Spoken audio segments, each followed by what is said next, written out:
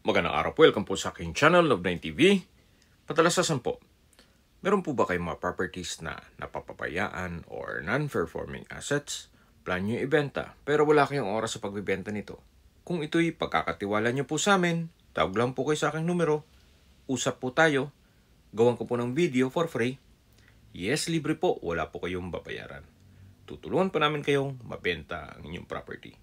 Kami na po bahala sa marketing, sa boosting or paid ads, even sa tripping, hindi na po kayo mapapagod sa pag-entertain ng mga buyers. Kami na po bahala sa lahat. Tawag lang po kayo. Nandito po tayo ngayon sa Silang Cavite kung saan meron po tayong bagong video presentation, isang residential property. Kung familiar po kayo dito sa property to, opo, na-vlog ko na po ito.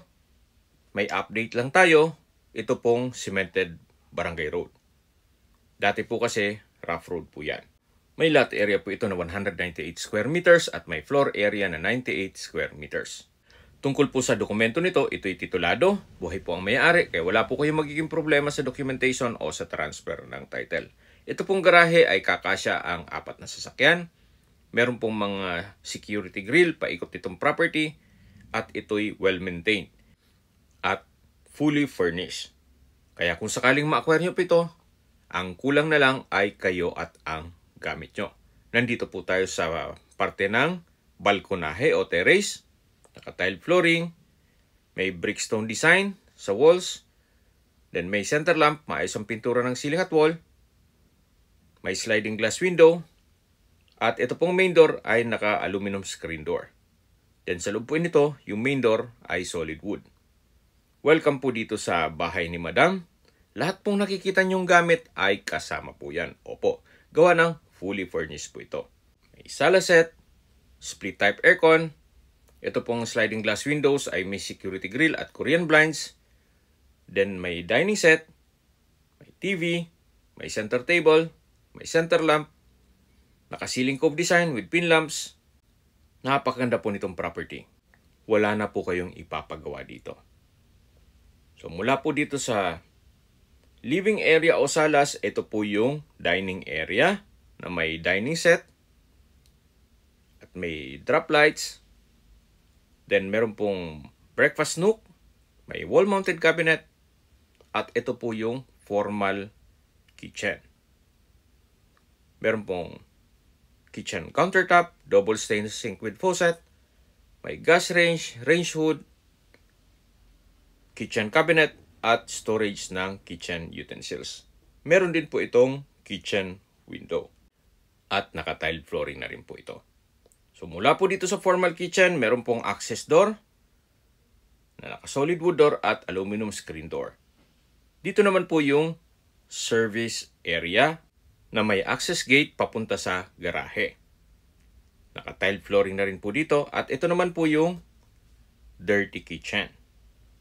May kitchen countertop, stainless sink with faucet, wall-mounted cabinet at storage ng kitchen utensils. Sa dulo po ay meron pong common toilet and bath. Maayos naman po ang toilet fixtures, naka-tile bathroom wall, at meron pong hot and cold shower. Then meron pong bathroom sink with vanity mirror dito sa kabilang side. Labas po tayo para check natin ibang parte nitong bahay. So ito po ulit yung dirty kitchen at sa dulo yung laundry area. Ito po yung tinutukoy ko na steel gate o access gate papunta dito sa garahe. At mula po dito matatanaw yung main gate. May storage po dito sa labas, storage room.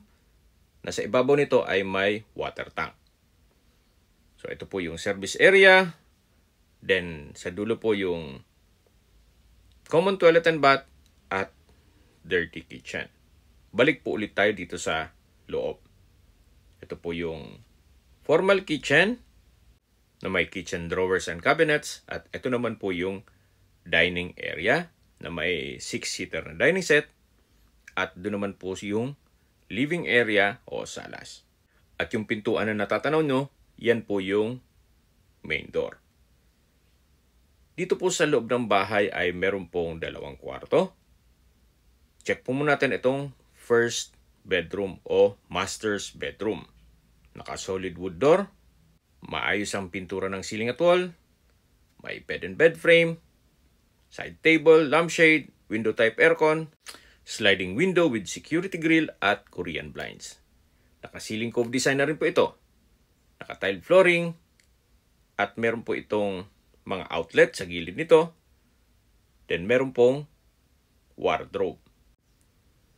At meron din po itong sariling toilet and bath. Ito pong toilet and bath ay maayos naman po ang toilet fixtures, wall-mounted bathroom sink, vanity mirror, shower holder, water closet, tissue holder, bidet, at may shower enclosure. Naka-tile bathroom wall na rin po dito at meron pong hot and cold shower. Labas po tayo. So ito po yung toilet and bath dito sa master's bedroom. At mula naman po dito sa master's bedroom, paglabas nyo po matatanaw nyo yung dining area at yung living area o salas. So dito naman po sa kabila ay yung second bedroom. Naka-solid wood door at malaki naman ang espasyo nito. Maayos ang pintura ng ceiling at wall, may dalawang bed and bed frame, side table, may outlet, center lamp at pin lamps. Meron din po itong sliding glass window with Korean blinds at security grill. At meron din pong wardrobe. Gaya po nung nasabi ko sa inyo kanina, wala na po kayong ipapagawa dito. Lilipatan na lang po o ready for occupancy. So labas po tayo.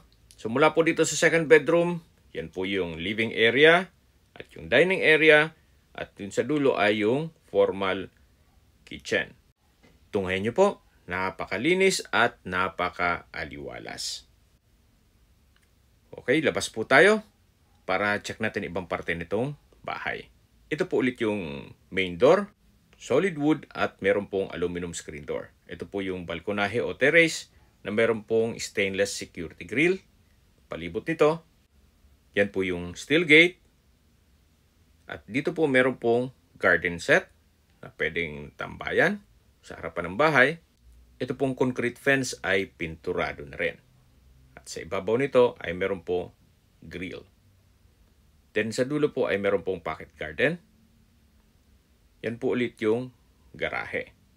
Habang naglilibot po tayo at pinagmamasdan nyo po itong property, pag-usapan natin ang distance, location at travel time.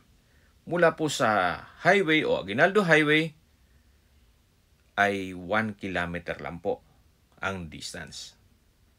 Actually, kung medyo ganado na mag-walking, pwede pong lakarin.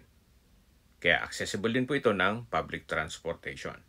At mula naman po sa Hacienda Mall, ang distance is 13.9 kilometers at ang travel time is 5 minutes. Mula naman po sa Premier Plaza, sa Silang, ang distance is 6 kilometers at ang travel time is 10 minutes. Mula naman po sa Silang Public Market at Estrella Hospital, ang distance is 7.3 kilometers at ang travel time is 14 minutes. Yan po yung lagi kong binabagit sa inyo na dapat nyo i-consider sa paghanap ng property yung meron pong malapit na hospital. Hindi ko naman po sinasabing sakitin kayo. Yan naman po for emergency purpose lang naman.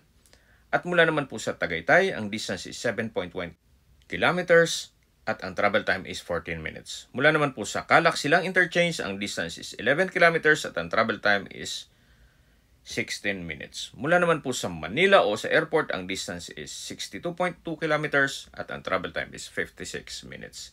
Okay, sa presyo na po tayo. Although may mga improvement na rin po at nagpa-renovate na rin si Madam, same price pa rin po tayo. 7 million pesos net. Ibig pong sabihin, si buyer na po ang sasagot sa lahat ng taxes at expenses with regards to documentation. Kung may mga katanungan po kayo, tawag lang po kayo sa aking numero. At sa mga kababayan naman natin nasa ibang bansa, meron po akong Telegram. Sa mga iPhone user naman, may iMessage. Meron din pong Imo, Skype, Viber at WhatsApp. Same number lang po, 0917-316-3399. Sa mga nagtatanong naman po ng aming Facebook, meron po aming Facebook page na Nob9 TV at Facebook Reels Video. Meron din po kaming Instagram at TikTok. Meron po kaming ibang YouTube channel na The Nob9 TV channel at AC Listings. Sana po naibigyan nyo ang aming video presentation. Paki-like and subscribe na lang po sa aking channel para ma-update din po kayo sa aking future listings. Kung sakali po hanap nyo yung mas malaking sukat ng lupa, meron din po kami ibang listings na pwede nyong pagpilian. Huwag po kayong mag-atubiling tumawag sa amin, then let us know your budget para malaman namin kung anong property pwede namin i-alok sa inyo. Sa lahat pong viewers, subscriber at nagtiwala po sa amin, salamat po sa suporta. Ingat po kayo lagi at yung pamilya. Maraming salamat po.